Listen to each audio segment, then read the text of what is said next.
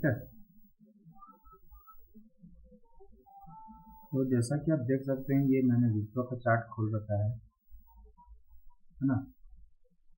अब इस पर आपको अगर वन डे का कैंडल देखा जाए तो ये एक मल्टी टाइम फ्रेम सपोर्ट है। ये ग्रीन वाला जो चैनल है, इस चैनल पर ये सपोर्ट लेने का कोशिश कर रहा है, काइंड ऑफ सपोर्ट लेने का कोशिश कर रहा है, ठीक है। अभी जो मल्टी टाइम फ्रेम, इसको अगर एक वीक कैंडल पर देखें तो इस चैनल पर विप्रो ने कई बार सपोर्ट लिया है, आज भी, आज से पहले भी। देख सकते हैं ये 2003 में भी ये सपोर्ट था, एक, यहाँ 2, तो ऐसे 3, 4, 5, और कोविड के टाइम पर इसी सपोर्ट को तोड़ के ये नीचे गया था, है ना।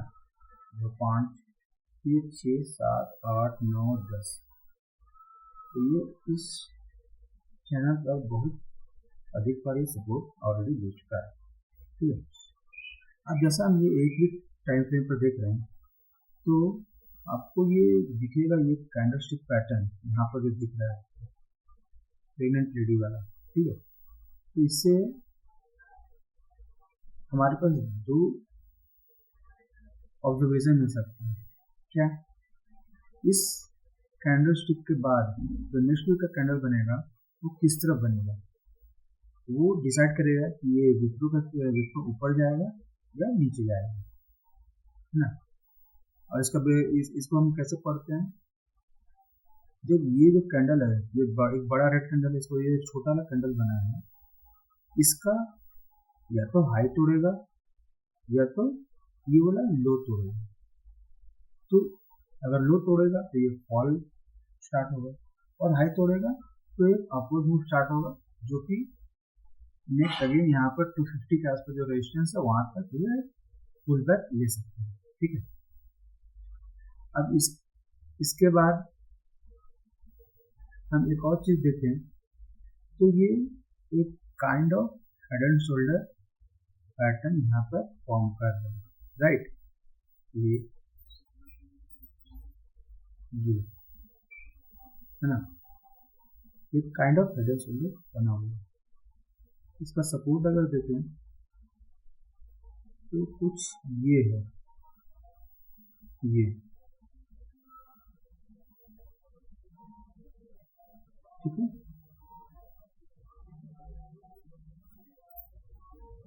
कुछ ये है।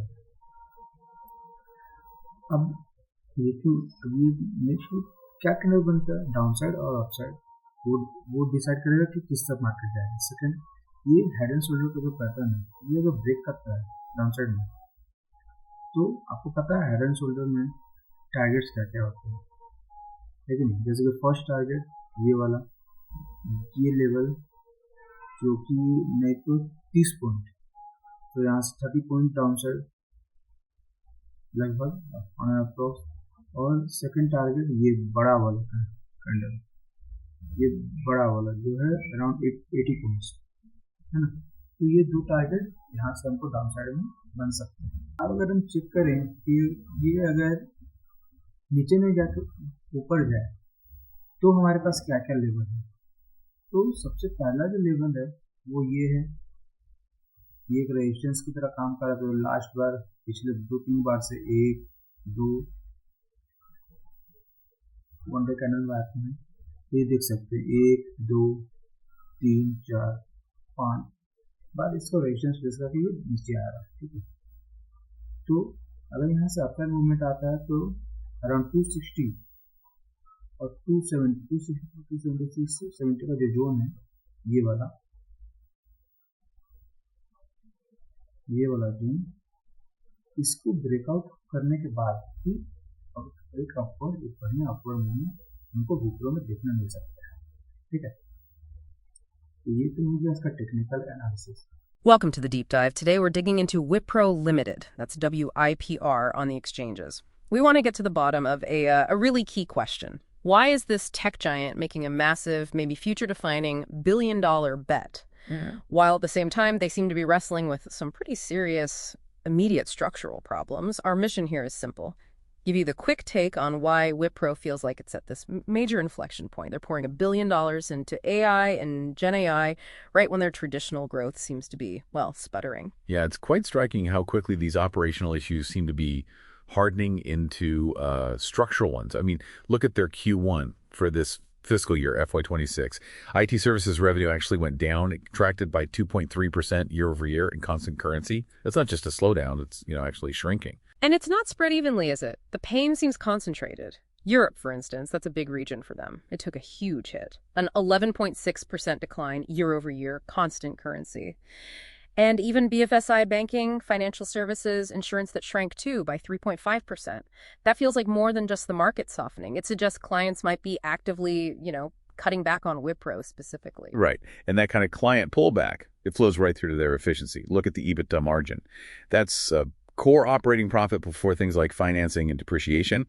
WIPRO is sitting at 20.2%. Now compare that to a key rival, say HCL Tech. WIPRO lags behind them structurally by about 160 basis points. That gap, that margin deficit, it really does point to a lower quality of earnings right now. Okay, 160 basis points behind. Yeah. And lower quality earnings. So the way out isn't just trimming costs. It has to be something bigger, like transformation. But hang on, if they're already behind on margins, is throwing $1 billion at something like Gen AI, which is still pretty new, isn't that a bit like throwing good money after bad? Well, look, this pivot, it's definitely high stakes. But you could argue it's absolutely necessary for them to differentiate in the future. They probably feel they can't afford not to do it.